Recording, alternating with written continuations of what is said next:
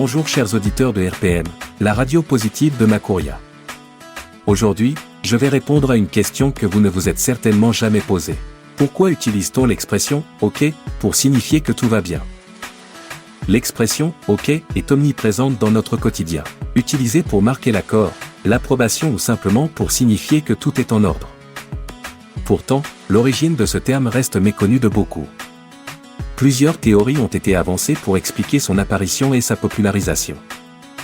L'une des explications les plus largement acceptées remonte au début du XIXe siècle, aux États-Unis.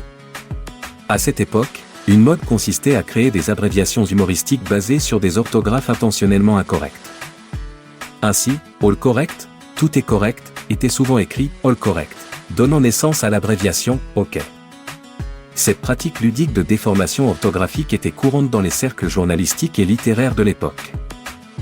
Une autre théorie lie l'expression « OK » à la campagne présidentielle de Martin Van Buren en 1840.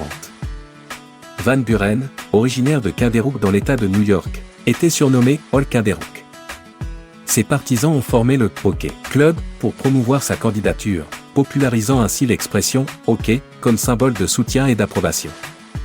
Bien que cette campagne n'ait pas conduit à sa réélection, elle a contribué à ancrer l'expression dans le langage courant. D'autres hypothèses suggèrent des origines différentes. Par exemple, certains avancent que « OK » pourrait dériver de l'expression écossaise « OK », signifiant « oui, bien sûr ». D'autres encore évoquent une possible origine africaine, avec des expressions similaires trouvées dans certaines langues de l'Ouest africain. Cependant, ces théories manquent de preuves concluantes et restent sujettes à débat. Il est également intéressant de noter que l'expression « OK » a traversé les frontières linguistiques et culturelles pour devenir un terme universellement reconnu.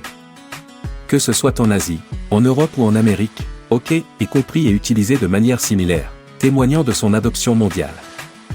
Cette universalité est renforcée par son utilisation dans les technologies modernes, où le bouton « OK » est omniprésent dans les interfaces utilisateurs, facilitant ainsi son intégration dans diverses langues et cultures. L'évolution de « OK » ne s'arrête pas là.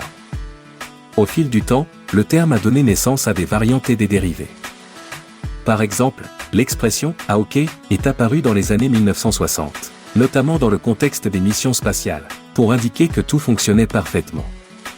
De même, des expressions comme « okédoké » ou « okédo » sont apparues dans le langage familier pour exprimer l'accord de manière plus décontractée ou joviale.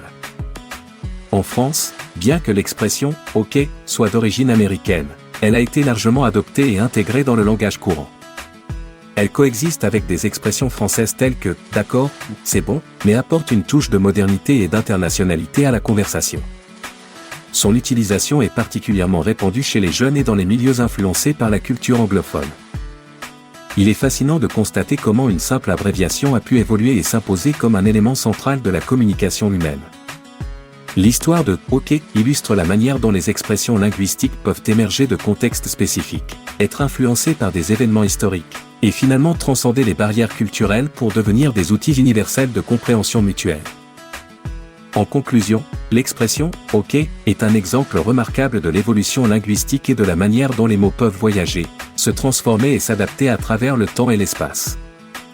La prochaine fois que vous utiliserez « OK » dans une conversation, vous pourrez apprécier la richesse historique et culturelle qui se cache derrière ces deux lettres apparemment simples.